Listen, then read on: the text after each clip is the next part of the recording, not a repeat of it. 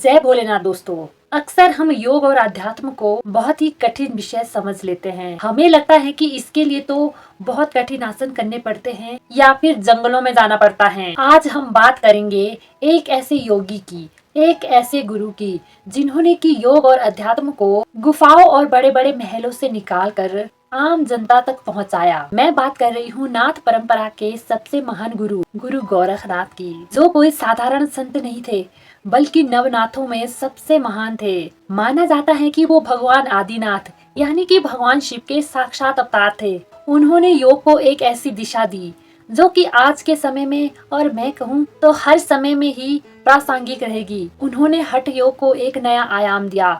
वो कहा करते थे कि शरीर का शक्तिशाली और स्वस्थ होना साधना का पहला कदम है। एक बार की बात है, गोरखनाथ जी के पास कुछ सिद्ध व्यक्ति आए जो कि उन्हें भिन्न भिन्न प्रकार की सिद्धियां दिखाने लगे।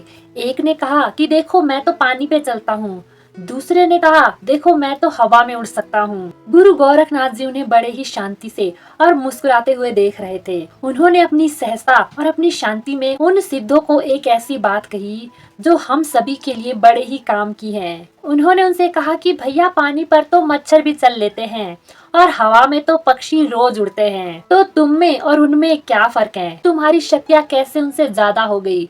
क्या तुमने अपने लोभ को जीता, क्रोध को जीता, या फिर तुम्हें अपने अहंकार से मुक्ति मिली? वे सारे के सारे सिद्ध निरुत्तर हो गए। गोरखनाथ जी ने अपने विचारों और अपनी शिक्षाओं से हमें ये सिखाया कि सिद्धियों और शक्तियों का दिखावा करना असली योग नहीं है, बल्कि अपने अंदर की वृत्तियों को जीतना ही असली योग है। आज के जमाने में कहीं ना कहीं हम भी उन सिद्धों के जैसा ही व्यवहार कर रहे हैं, दिखावे में लगे हुए हैं। पर गोरख यहाँ कहते हैं कि दिखावे से बचो, क्योंकि दिखावा वास्तविक योग नहीं। दिखावे से कभी भी हमारा भला नहीं होता है, बल्कि हमारा मन और अशांत हो जाता है, क्योंकि हम दूसरों से अप्रूवल मांगना शुरू कर देते हैं कि वो मुझे कुछ माने। अक्सर लोग हठ योग का मतलब समझते हैं कि शरीर से कुछ कठिन आसन करना या फिर जिद से कुछ करना, पर गुरु गोरखनाथ का ये अर्थ बिल्कुल नहीं है। उनके अनुसार हठ योग बड़ा ही वैज्ञानिक और गहरा शब्द है, जिसमें कि ह सूर्य और ठ चंद्रमा का प्रतीक है। हमारे शरीर की दो नाड़ियां इसका प्रतिनिधित्व करती हैं। इन दोनों नाड़ियों के बीच में संतुलन करना ही हठ है। साधारण सी भाषा में मैं कहूँ, ना तो बहुत ज्यादा जोश में आना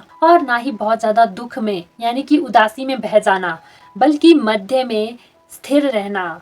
तो असली हठ योग कोई कठिन कसरत नहीं, बल्कि ये स्वयं को साधने की एक कला है। गुरु गोरखनाथ ने काया साधना पर बड़ा जोर दिया। वो कहा करते थे कि जब शरीर स्वस्थ होगा और मन शांत होगा तो तभी इसमें भगवान का प्रकाश समा सकता है। हठ योग के माध्यम से वो शरीर को इतना सरल बनाना चाहते थे कि ये शरीर साधना में कभी बाधक ना बने। गुरु गोरखनाथ की सबसे बड़ी सीख है सरलता। उनकी हर शिक्षा लोक भाषा में है।